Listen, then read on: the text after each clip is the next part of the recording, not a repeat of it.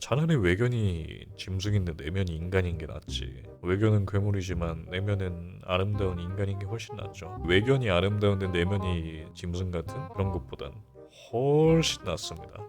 진짜 100배, 1000배, 만배는 나아.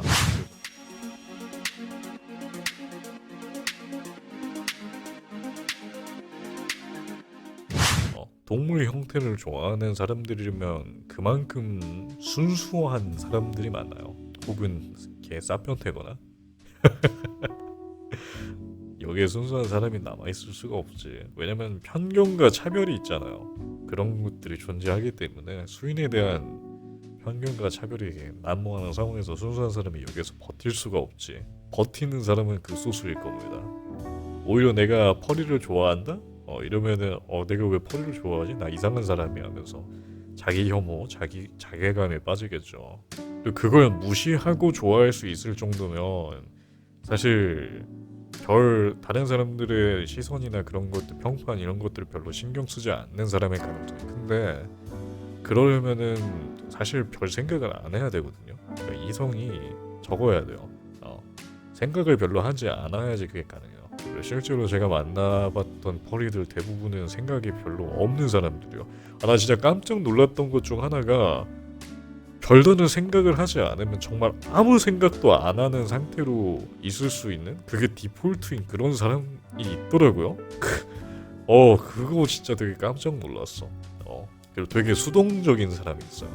능동적이지 않고 굉장히 수동적이고, 자기 스스로 생각하기보단 다른 사람들의 생각 그걸 따라가지고 행동하는 그런 사람들이 수인판에 남아있더라고요. 결국은 이걸 버틸 수 있을 정도의 확고한 철학과 신념 혹은 예술적 가치관, 그런 것들을 지닌 사람들이 남거나, 아니면 그걸 아예 신경조차 쓰지 않을 수 있을 정도의 무던함, 그리고 무지함을 가진 그런 사람이거나, 저 같은 경우는 전자입니다.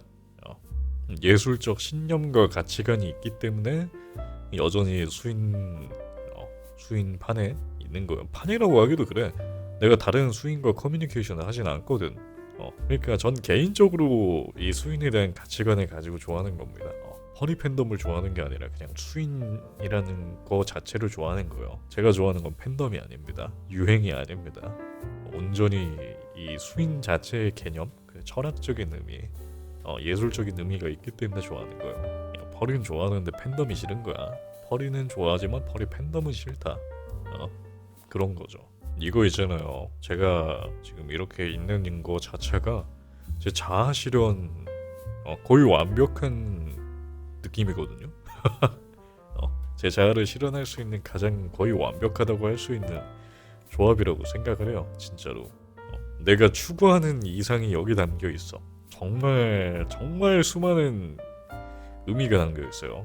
늑대라는 동물을 선택한 이유도 있고, 짐승의 형태임에도 불구하고 인간의 형상을 닮아 있으며 이성을 가지고 있고 소통할 수 있고 귀엽고 순수하고 아름답지. 동물의 순수함과 인간의 지혜를 합쳐놓은 존재이기 때문에 제가 잘 추구하는 겁니다.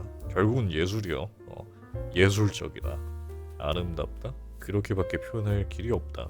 물론 그 반대되는 개념도 있습니다. 역겹다에 해당이 되는 거겠지. 짐승의 본능과 인간의 탐욕이 합쳐지면 그게 역겨운 펄이가 되는 거고, 동물의 순수함과 인간의 지성, 지혜가 합쳐지면 그게 고귀한 아름다운 펄이가 되는 겁니다. 그리고 인간들도 마찬가지로 인간의 형상을 하고 있는데 내면은 짐승인 그런 인간들도 되게 많기 때문에 차라리 외견이 짐승인데 내면이 인간인 게 낫지. 외견은 괴물이지만 내면은 아름다운 인간인 게 훨씬 낫죠. 외견이 아름다운데 내면이 짐승 같은 그런 것보단 훨씬 낫습니다. 진짜 100배, 1000배, 만배는 나아. 그래서 펄이 좋아합니다.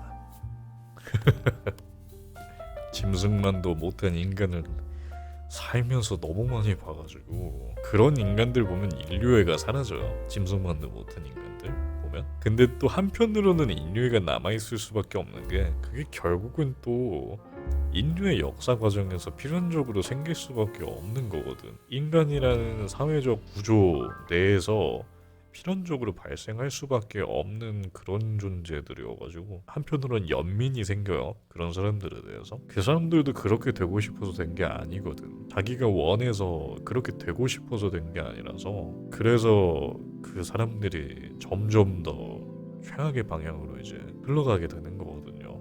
결국 흐름이란 말이야. 그래서 그 흐름을 바꾸고 싶지. 그럴 일이 없도록 그런 좋지 못한 상황이 생기거나 그런 안 좋은 환경으로 흘러가지 않도록 그렇게 세상의 흐름을 바꾸고 싶은 거죠. 결국은 학습이에요. 저 사람도 애초에 어렸을 때부터 좋은 환경에서 자라가지고 올바른 교육을 받았으면 그럴 일이 없었을 거예요. 근데 하지만 그런 교육을 받지 못하고 그럴 수밖에 없는 환경에서 자라와가지고 지금까지 살아와서 삶의 방식이 그렇게 굳어진 거기 때문에 그래서 불쌍하다는 거예요. 애초에 모르고 있거든. 무지하단 말이요. 그러니까 고통받는 사람들의 대부분은 자기가 왜 고통받는지 몰라서 고통받아요. 좀 불쌍하지 않아요? 안쓰러워 되게. 알면 괜찮은데 모르니까 저지르고 고통받는 거란 말이야. 지능이라고 생각합니다. 결국 그게 선천적인 지능일 수도 있고 후천적인 지능일 수도 있어요. 선천적인 지능은 뭐 어쩔 수 없어. 그렇게 그냥 태어난 겁니다. 물리적으로 그냥 지능이 낮은 경우는 어쩔 수 없고 그거는 그냥 뭐 어떻게 할 수가 없어. 그냥 보호해줘야 돼. 사실상 인간의 형상을 한 짐승이 맞아요. 외교만 인간일 뿐이지 짐승이랑 다를 게 없어. 지능이 낮다는 게. 근데 지능이 높은데 그러잖아요.